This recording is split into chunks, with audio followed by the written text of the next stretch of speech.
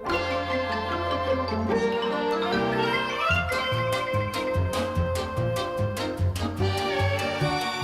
everybody, it's Chris Eads, known online as Wootini, here with another Gay Gamer video podcast. Remember last time when I was all like, yeah, I'm not buying Mario Kart, I bought Horizon Zero Dawn instead, and I'm not planning on buying Mario Kart. I'm not sure why I thought Mario Kart was coming out last time, because it actually came out this past week. So I don't know why I thought it had already come out. So basically everybody's playing Mario Kart, they're all like, yay, Mario Kart! And I'm just like, you all have fun with that. Because like I said last time, I'm not going to buy Mario Kart just so I can have another game to play on my Switch. I'm fine. I'm still playing Zelda. I've decided not to go for Ganon yet. I'm doing side quests, I'm exploring, I'm having a great time, still finding new things to do in this humongous open world. And if I ever get to the point where I'm bored and tedious, or God help me, if I finish all the side quests and can't find anything else to do, then I'll just be like, I guess then I'll go for Ganon and finish it. And then my Switch will just wait for another game. Because I'm not going to play Mario Kart, because I'm not really going to enjoy Mario Kart. I know this. I bought Mario Kart 8 for my Wii U, because everybody was getting Mario Kart 8 for their Wii U, and I just didn't have as much fun as everybody else. So I'm not going to get my money's worth out of a game like Mario Kart, really. You know, with Zelda, I get my money's worth because I'm playing the hell out of it. Mario Kart, not so much. So basically, this past week, I've just been playing more Horizon. I have been playing Zelda, of course, as well, but now that's just my portable-only game. So I play that like on the train, going to or from work, I play it at the laundromat or whatever. If the TV is occupied, I go in the other room. So I've made progress on some side quests in Zelda, found some shrines and whatnot. But obviously I'm playing the hell out of Horizon Zero Dawn, which I'm still enjoying quite a bit. There was one bit this past week where I got a little concerned. I was super impressed with myself because I took out a bandit camp, the first one that you find. Like, I just stealthed my way around the perimeter of the camp, took out all of the bandits, and never once took a single hit of damage on myself. And I feel like I should have gotten bonus points for that, because I was impressed with myself for pulling that off. Like, not taking a single hit. I just killed every single one of them, and that was pretty awesome. But then, after that, I entered what is known in the game as a cauldron, which is like this underground machine-making plant thing. It's all very disturbing and creepy, very H.R. Giger corridors. It's like, blah. And I will say that it's very much, you know, I'm very much into this technology bad, nature good kind of thing that it's presenting. So, at the end of this level, or mission, there's a boss. And it was a rough boss fight, because apparently I did not have the good weapons that, like, the weapons that would have been helpful in beating it. I did not have those kinds of weapons.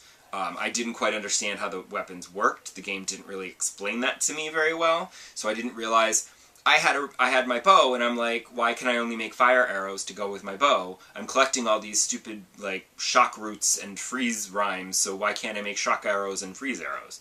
And it turns out you have to have special weapons that can shoot freeze. You can't just make ice arrows for the bow that you have that shoots fire arrows, because it doesn't do them both. Maybe at some point there will be... No, because the way the inventory wheel works, you can't have... I don't think you could have an arrow, a bow that's going to shoot like all 4 types of elemental arrows, but maybe, I don't know. Because that would be very helpful, and not having to switch around the weapons and stuff. So basically, because I didn't have the weapons that would have made the fight a lot easier, it was really rough. I didn't actually die, though. I came close, and I just beat it by the skin of my teeth. So I was very proud of myself for that. But then, right after that, I encountered this random side mission and got my ass kicked And I was like, what the hell? Because I couldn't, like, as soon as you agree to take the mission, you're attacked, and so you can't really, like, hide and stealth kill anything. So I literally, like, teleported away and came back, and then kind of snuck up so that I could attack from behind, because that's always a little easier. And then that mission, then they're like, okay, now go get this guy. So I went to go get this guy and encountered, like, this invisible machine that can, like, cloak itself. And I was like, holy crap! And that killed me really quickly. And I was just like, you know what? I'll come back to this, because it's suddenly getting really hard. And I was very concerned that there was, like, this spike in difficulty in this game, because it had been going at a nice pace. And, you know, I feel like I'm leveling up at the appropriate levels. You know, like, I'm leveling up at the right speed. So I'm like, and I start to go for the next story, like the main story mission, and suddenly I'm like, in the wild, encountering that giant boss from the cauldron is just walking around free in the land, and I'm just like, dah. So I went the long way around for that one, because I was not going to even try to fight that, because that's just unnecessary and annoying. I know you get experience for it, but it's like, rah. If it's a little easier to kill them, then I'll do it, but it's not, so I was like, never mind. So I was just a little concerned that, like, I was going to be in over my head, and so I was very worried when I got to the story mission that I wouldn't be able to do it, and then I was going to get frustrated because I've been playing this for, you know, a couple of weeks now. I don't want to have to start over on a lower difficulty. Also because I know that if I was to play this on easy difficulty, it would just be boring, because it wouldn't even be a challenge.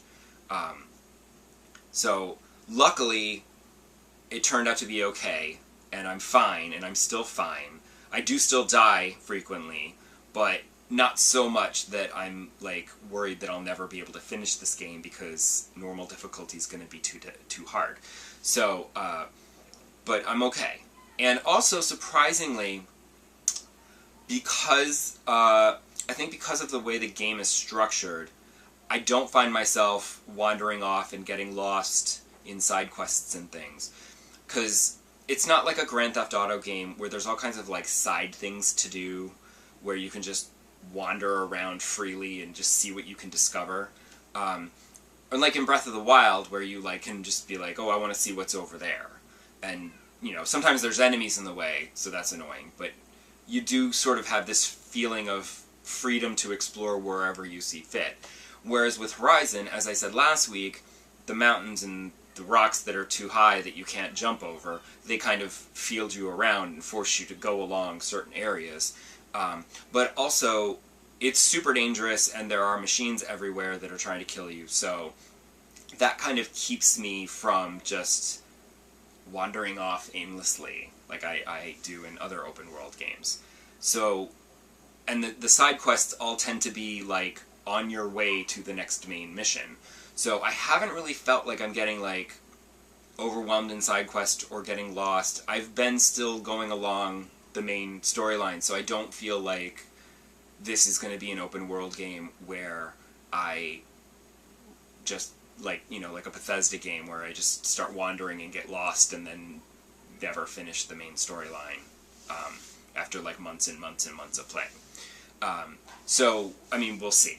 Because you could come back here in a few weeks and I'll be like, I've already started playing something else because it's too overwhelming and I can't. But for now, I'm really enjoying Horizon, and as I'm exploring more and more of this post-apocalyptic world, I'm super into the whole story and the world that they've created. I think it's really cool. I'm very impressed. I would totally watch a movie of this. It's very cool. So, yeah. So I'm still playing Horizon. So I hope that you are enjoying Mario Kart if you are one of the people who bought it. But I already own it on my Wii U, and I don't really feel the need to get it for my Switch.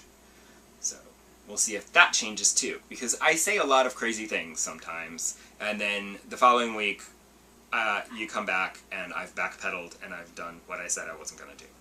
But I will try to be strong and not get Mario Kart. So, come back next week, and I'll try to have something to talk about other than Horizon, I promise. Okay? Bye!